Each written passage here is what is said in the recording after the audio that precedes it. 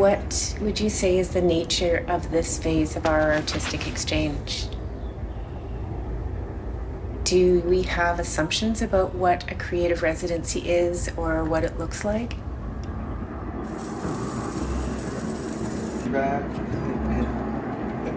That's amazing. It feels so wonderful to finally be in person after 3 years of remote contact. What are we learning as we interact with one another in new ways and with other people and places? Can we articulate and archive some of these aspects of our shared practices?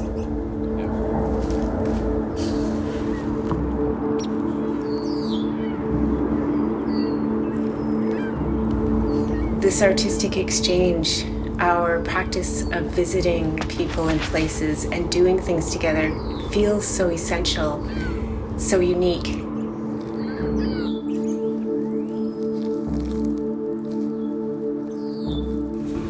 Is there anything that's still alive in you from all of those meetings?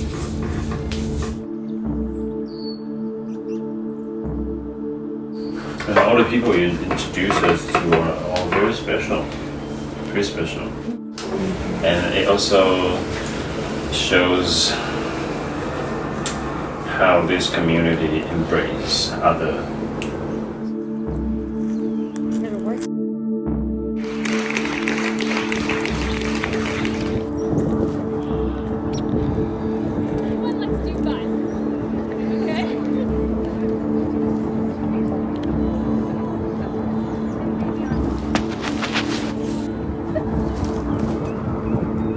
The head of the big corporation, he actually literally knocked on the door and said, when artists settle in a new neighborhood, we know that in 10 years it's going to be changed. And you're the first artist to come and settle. How can we help? I was like, well.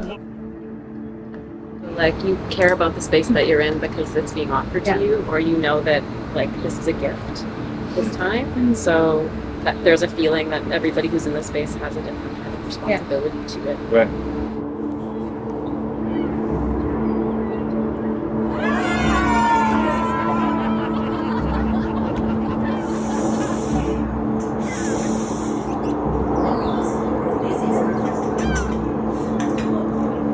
I believe the feast is like the physical movement of the labor things, and the cake is something like the digital or the technology things. We always can combine together. So that's the feast and cake. Cake? Meat. Like cake for eating? Yes, cake. Yeah. I just ordered it. Yeah.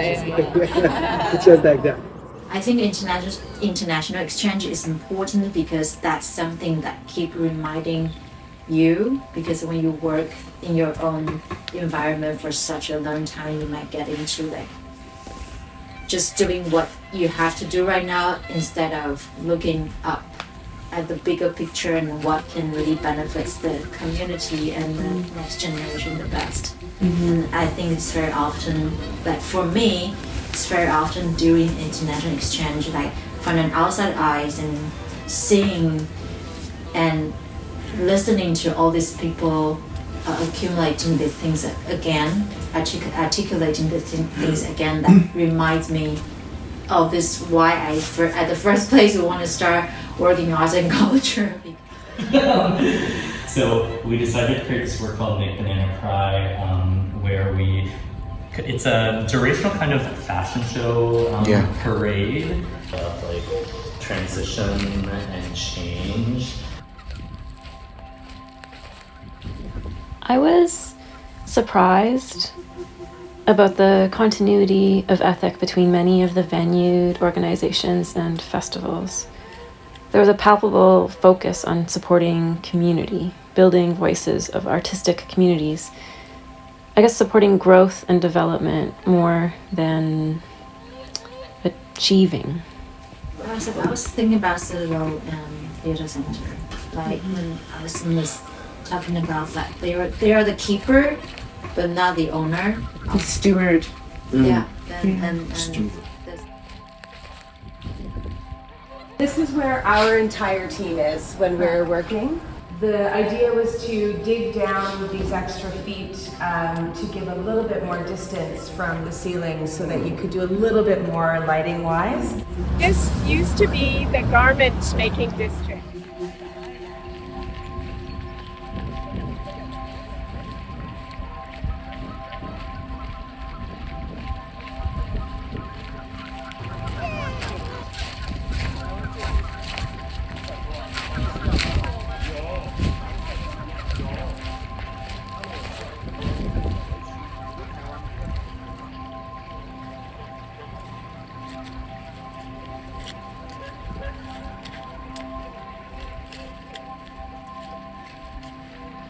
Yeah, I'll see you. See you in a bit. Yes?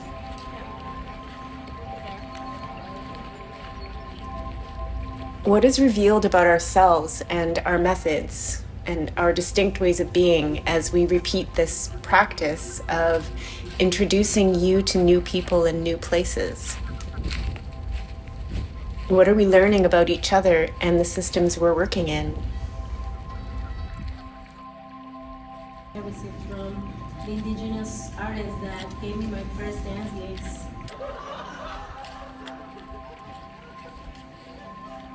So to maybe observe the different sensations and how they cooperation together to lead your motivation and actions.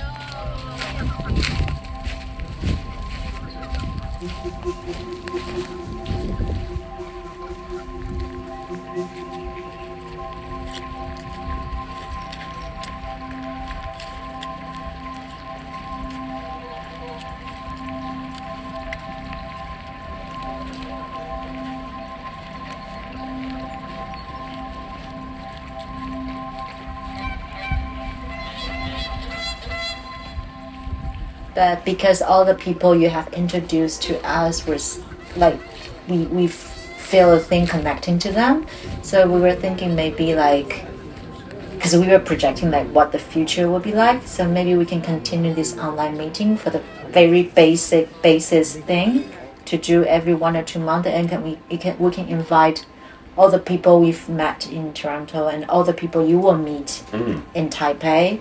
We will have a like physical contact with.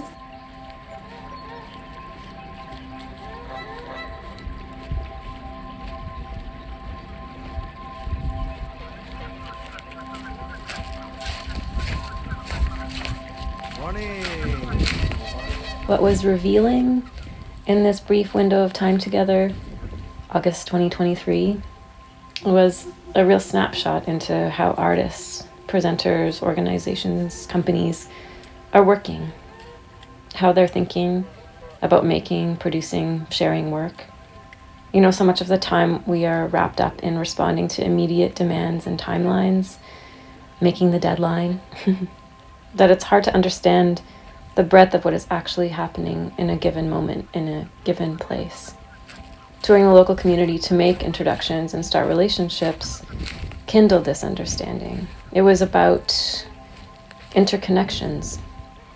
In all my years working here, I don't think I've ever felt it quite in that way before.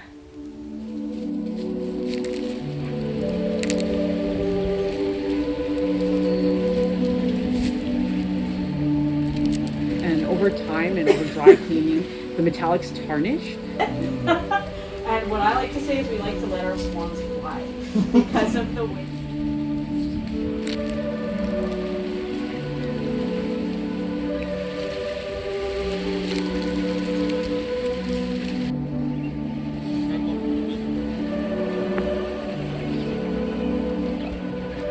Let's hear it for Inawin Dawin, the wish team, Team Gigandam.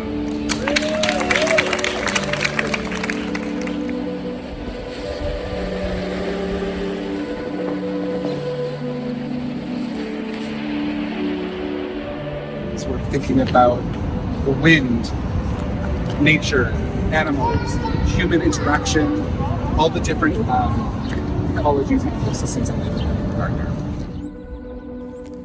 This project has really been such an examination of how we develop relationship and how we come into connection over a long period of time.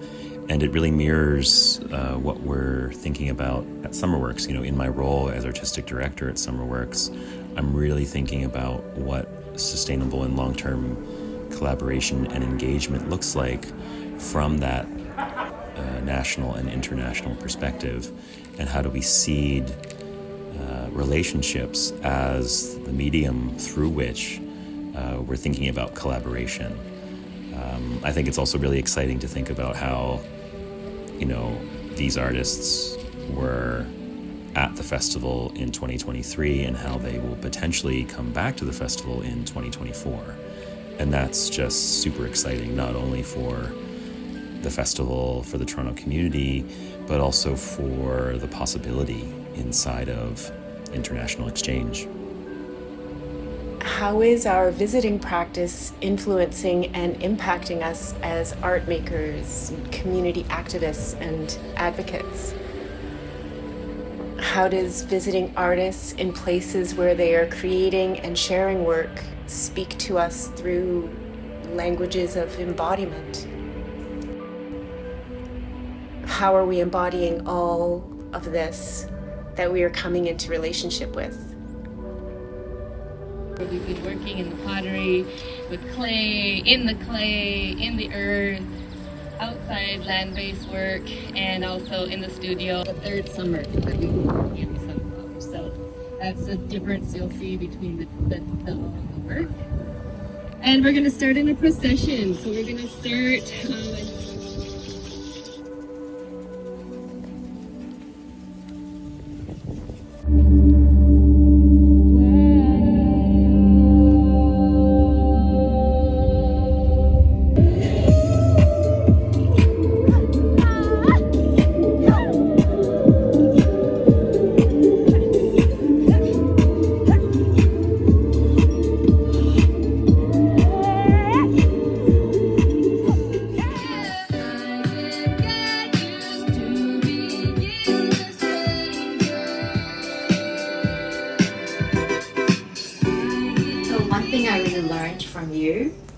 when you introduce all these organization, places, and people to us, is that at least in front of us, you don't judge.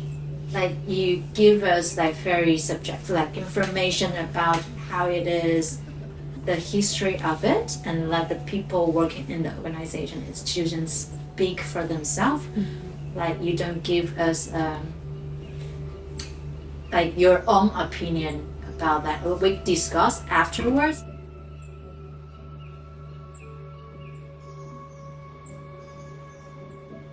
Coming into a place where you're new and you're meeting everybody, and to be as like open as you were was such a beautiful thing.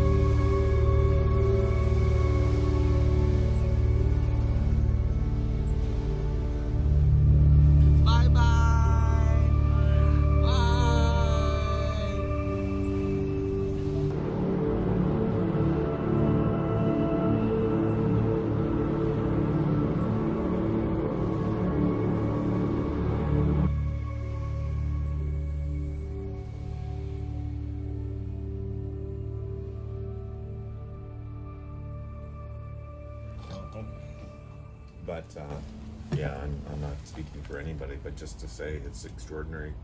What everybody said yes, all the Canadians saying yes. You said yes too. Yeah, well, I don't know why, but it was just something that happened in TPAM. I remember when Aki and I invited you to do the thing, and you said, yeah, we've got like 20 people. I went, 20 people, and then there was this crowd, the Taiwanese gang, and it was incredible. Yeah, and I'd be lying if I remembered who connected with who. It was just, but the energy of that, I just went, wow, here's a generation.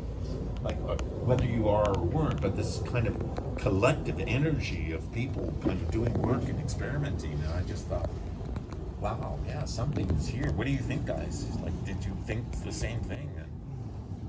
There are like a bunch of Canadian artists and presenters there too. I think there's a similar amount of people actually. Okay. In my memory. Well, there were.